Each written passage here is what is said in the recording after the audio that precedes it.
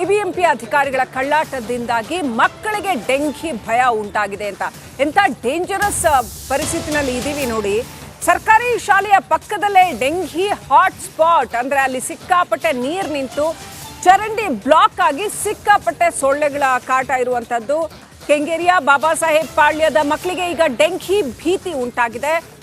ಸೊಳ್ಳೆಗಳ ಕಾಟದಿಂದಾಗಿ 200ಕ್ಕೂ ಅಧಿಕ ವಿದ್ಯಾರ್ಥಿಗಳು ಹೈರಾಣಾಗಿ ಹೋಗಿದ್ದಾರೆ. ಸ್ವಲ್ಪನೂ ಸ್ವಚ್ಛತೆ ಇಲ್ಲ ಅಲ್ಲಿ. ಡೆಂಗಿಯಿಂದ ಸಾಕಷ್ಟು ಜನ ಆಲ್ರೆಡಿ ಆಸ್ಪತ್ರೆ ಸೇರ್ತಾ ಇದ್ದಾರೆ.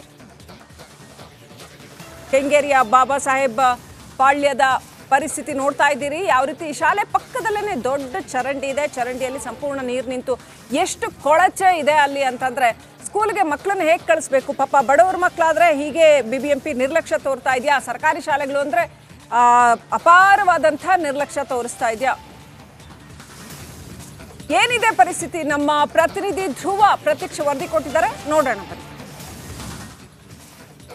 ಸಿಲಿಕಾನ್ ಸಿಟಿ ಬೆಂಗಳೂರಿನಲ್ಲಿ ಮಳೆಯಿಂದಾಗಿ ಈಗ ಡೆಂಗ್ಯೂ ಕೇಸ್ಗಳ ಸಂಖ್ಯೆ ದಿನದಿಂದ ದಿನಕ್ಕೆ ಜಾಸ್ತಿ ಆಗ್ತಾ ಇದೆ.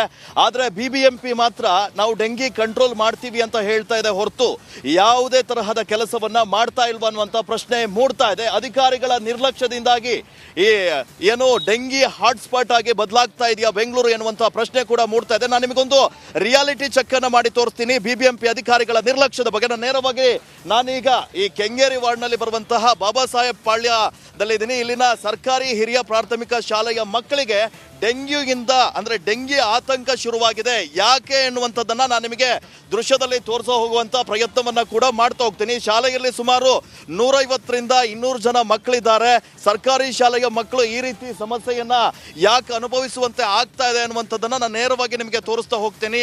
ಈ ಡೆಂಗಿ ಮಾಮೂಲಿಯಾಗಿ ಬರುವಂತದ್ದು ರಸ್ತೆಯಲ್ಲಿ ಅಂದ್ರೆ ನೀರು ಶೇಖರಣೆ ಆದಂತ ಸಂದರ್ಭದಲ್ಲಿ ಸೊಳ್ಳೆಗಳ ಕಾಟದಿಂದ ಡೆಂಗಿ ಜ್ವರ ಬರುತ್ತೆ.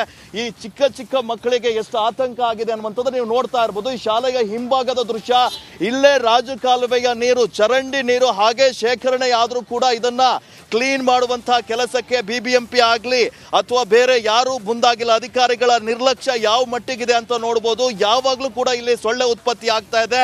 ಈ ಸೊಳ್ಳೆಗಳ ಕಾಟದಿಂದಾಗಿ ವಿದ್ಯಾರ್ಥಿಗಳಿಗೆ ಏನಾದ್ರೂ ಹೆಚ್ಚು ಕಡಿಮೆ ಆದ್ರೆ ಯಾರು ಹೊಣೆ? ವಿದ್ಯಾರ್ಥಿಗಳಿಗೆ ಪದೇ ಪದೇ ಜ್ವರ ಕೂಡ ಬರ್ತಾ ಇದೆ. ಈ ಸುತ್ತಮುತ್ತ ಭಾಗದಲ್ಲಿರುವಂತಹವರಿಗೆ ಆತಂಕ ಕೂಡ ಎದುರಾಗಿರುವಂಥದ್ದು ನೀವು ನೇರವಾಗಿ ದೃಶ್ಯದಲ್ಲಿ ನೋಡ್ತಾ ಇದ್ದೀರಾ. ಈ ರಾಜ ಕಾಲುವೆಯ ನೀರು ಯಾವ ಮಟ್ಟಿಗಿದೆ ಎನ್ನುವಂಥದ್ದನ್ನ ನೀವು ಗಮನಿಸ್ತಾ ಇರ್ಬೋದು.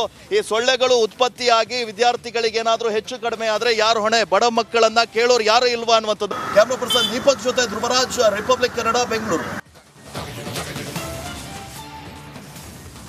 ಈ ಡೆಂಗಿ ಹೆಮ್ಮಾರಿಯ ಕಾಟಕ್ಕೆ ಡಾಕ್ಟರ್ CN ಮಂಜುನಾಥ್ ರಿಯಾಕ್ಟ್ ಮಾಡಿದ್ದಾರೆ. ಅವ್ರೇನು ಹೇಳಿದ್ದಾರೆ ಅಂತಂದ್ರೆ ಇದಕ್ಕೆ ಯಾವುದೇ ರೀತಿ ಮೆಡಿಸಿನ್ ಇಲ್ಲ, ಬದಲಾಗಿ ಸ್ವಚ್ಛತೆ